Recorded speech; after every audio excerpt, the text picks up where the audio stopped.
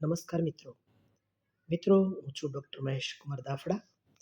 મિત્રો, education touch નામની આપણી આ ઘર આંગણાની યુટ્યુબ ચેનલમાં આપ સૌ મિત્રોનું હાર્દિક સ્વાગત કરું છું.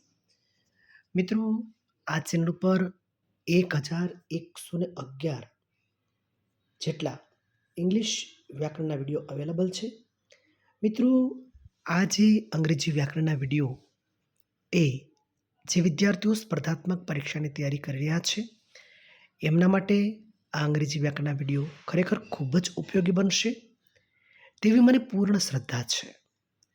અને આ ઉપરાંત આ જે અંગ્રેજી વ્યાકરણના વિડીયો છે એ ધોરણ 9, 10, 11 અને 12 એટલે કે હાઈસ્કૂલના વિદ્યાર્થીઓ માટે પણ આ અંગ્રેજી વ્યાકરણના વિડીયો ખૂબ જ ઉપયોગી છે, ઉપકારક છે. તો દોસ્તો, આ ચેનલ વધુમાં વધુ વિદ્યાર્થીઓ સુધી પહોંચાડી આપ પણ એક સારા કાર્યના સહભાગી બનશો તેવી હું આપની પાસે અપેક્ષા રાખું છું. દોસ્તો, બીજી વાત તો એક એ પણ છે કે આ દેશનો આઝાદી કાળ અનેક લોકોએ, અનેક વીરોએ પોતાના જીવનની આહુતિઓ આપી છે. તો એવું નથી લાગતું કે આપણે તેમને ભૂલી જઈએ છીએ? આ દેશની આઝાદી માટે પોતાના જીવનને ન્યોછાવર કરી દીધા છે. લોહીની નદીઓ વહેડાવી છે. એવા અનેક ક્રાંતિકારીઓએ હસતા મુખે ફાંસીના માંચડાઓને પસંદ કર્યા છે. મા ભૌમની આઝાદી માટે, દેશની આઝાદી માટે એવા મહાન ક્રાંતિકારીઓને, આવા મહાન વીરાંગનાઓને યાદ કરવાનો એક ઉપક્રમ દર શનિવારે આ ચેનલ ઉપરથી, એજ્યુકેશન ટચ નામની ચેનલ પરથી દર શનિવારે સ્વાતંત્ર્ય સંગ્રામના શૂરવીરો એ શીર્ષક હેઠળ અહીંયાથી પ્રસ્તુત કરવામાં આવે છે. દોસ્તો, એમના જીવન કવરને પ્રસ્તુત કરવામાં આવે છે. એમની શૌર્યગાથાને અહીંયા પ્રસ્તુત કરવામાં આવે છે દર શનિવારે. દોસ્તો, કશું જ ન કરીએ પણ આ મહાન ક્રાંતિકારીઓની આ શૌર્યગાથાને વધુમાં વધુ લોકો સુધી પહોંચાડીએ તો પણ મને એવું લાગે છે કે આપણે મા ભારતીનું થોડું ઘણું પણ ઋણ અદા કર્યું લેખાશે. અને છેલ્લી વાત મિત્રો, હાલ સ્પર્ધાત્મક પરીક્ષાનો એક જબરજસ્ત ક્રેઝ ચાલે છે, આપણે સૌ જાણીએ છીએ. ત્યારે કરંટ અફેર્સ એ આજે આ પરીક્ષાનો એક ભાગ બની ગયો છે.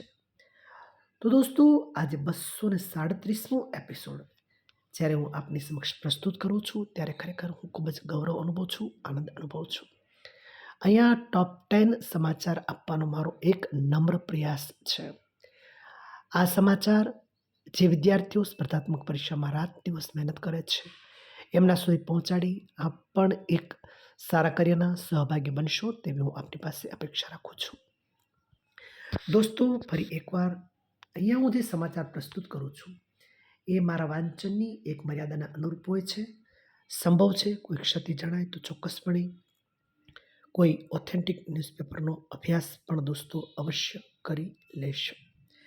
ચાલો દોસ્તો, આ અઠવાડિયાના સમાચારને જોઈએ તો તાજેતરમાં જમ્મુ કાશ્મીર ખાતે ગુંજ 2026 યુવા મહોત્સવનું આયોજન કરવામાં આવ્યું હતું. મિત્રો, ગુંજ 2026નું આયોજન ક્યાં કરવામાં આવ્યું હતું? જમ્મુ કાશ્મીર ખાતે. તે શું છે? તે યુવા મહોત્સવ છે. ગુંજ 2026નું આયોજન જમ્મુ કાશ્મીર ખાતે કરવામાં આવ્યું.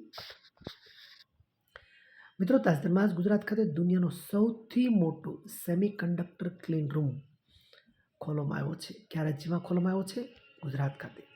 દુનિયાનો સૌથી મોટો સેમિકન્ડક્ટર ક્લીન રૂમ એ અહીં ખોલવામાં આવ્યો છે.